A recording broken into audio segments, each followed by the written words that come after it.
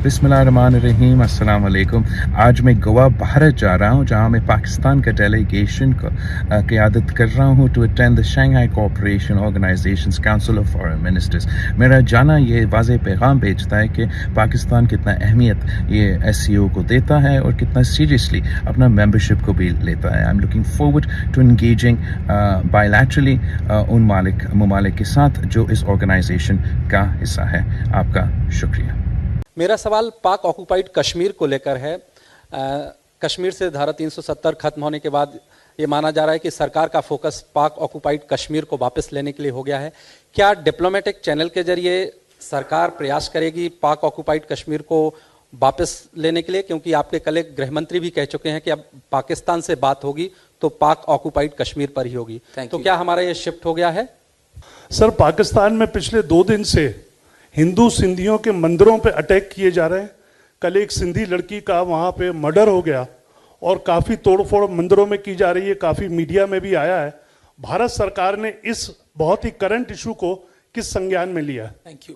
Parikshit, regarding Pakistan, minorities in Pakistan, I think the numbers which, if you, this is not a new thing. I mean, here is a country which today is waxing eloquent about other nations. I mean, look at their treatment of minorities. I think the minority numbers have come down dramatically in the last 70 years. I think to a point where they probably don't even put it out publicly anymore. And what is happening now in Sindh, I mean, that's not the only thing which has happened in the last 100 days. You had also those cases of abductions of those Sikh girls. So there is a continuing story, and it's pretty pervasive in that country. And I think if there is today really a human rights audit, objective human rights audit in this part of the world, I can pretty confidently assert who will come last in it. Part of the problem with Pakistan is it's been only doing talking. It's not been doing anything on terrorism. That they think that nice words are a sort of answer to the real problem, and the real problem is the dismantlement of this industry that they have created. So the question is not today, whether what can you talk about. At the end of the day, it goes back to what I told you, which is for any neighbor, and this is not a India issue. I mean, show me a country in the world which will accept that its neighbor can conduct terrorism and then it will go and talk to the neighbor. So our position is completely normal, rational. They are the set of people whose behavior is an aberration. The abnormality is there. So I think our position cannot be clearer than what I have spelled out earlier. And on POK, yes, our position on POK has always been and will always be very clear. POK is part of India, and we expect one day that it will. We will have the jurisdiction, physical jurisdiction over it. On your, somebody asked a question there, Kashmir and international image. I think the international community understands by and large what our objectives were in modifying Article 370. I think as you explained to them that this was a temporary provision. Which is not something which often I don't see that word used so often in the analysis of events. But when you tell people, look, this is the history of Article 370, that it was a temporary provision. The meaning of the word temporary is that it has to come to an end. That this provision had actually become dysfunctional. That it was being arbitraged by a narrow set of people for their own gains, and that by doing that they were impeding development, and that lack of development was feeding a sense of separatism, and that separatism actually has been utilized by Pakistan to carry out cross-border terrorism. I think most people do understand that flow of logic out there. And if you pose to them this question that, look, here's an incoming government.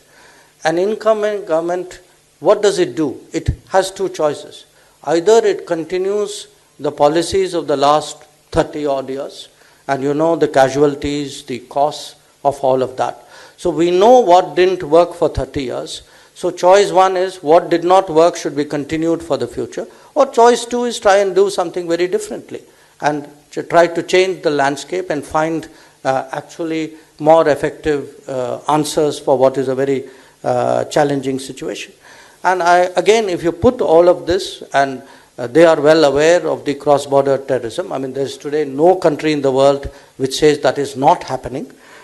So my own sense is that there is a growing understanding of what the logic of doing all of this is about. Regarding UNGA, whether there will be a meeting between the leaders of India and Pakistan. I mean, in principle, I don't comment on what can happen, and I'm not talking of this particular issue. But you saw me answer questions on China and even on the US on this matter. But I think just before you ask me that question, since you've asked that question, just look at the climate of relations right now. I think that itself should give you the answer that you are looking at. Diplomacy is largely, not exclusively, an intergovernmental exercise. Okay, so most of the people I deal with directly are people in the government. So that was broadly what I was referring to out there.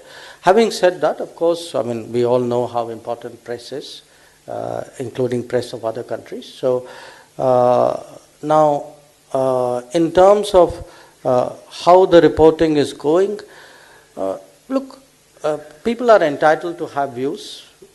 Someone like me is entitled to have views on their views. And I've noticed two things. One point I made earlier, that I have very rarely seen a story from anybody which brings out the fact that 370 was a temporary provision of the Constitution.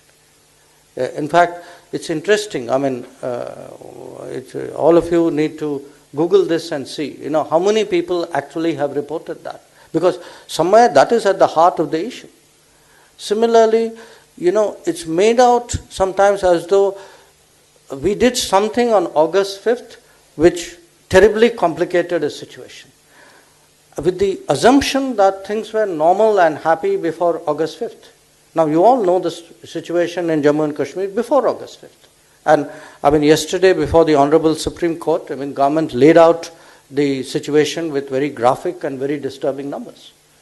So, I think people, I don't want to make this sound like a criticism, but my observation as a very avid follower and reader of the media would be that, it would be fair to take some of these facts into account. If you're reporting something very serious, to do the necessary diligence for that, not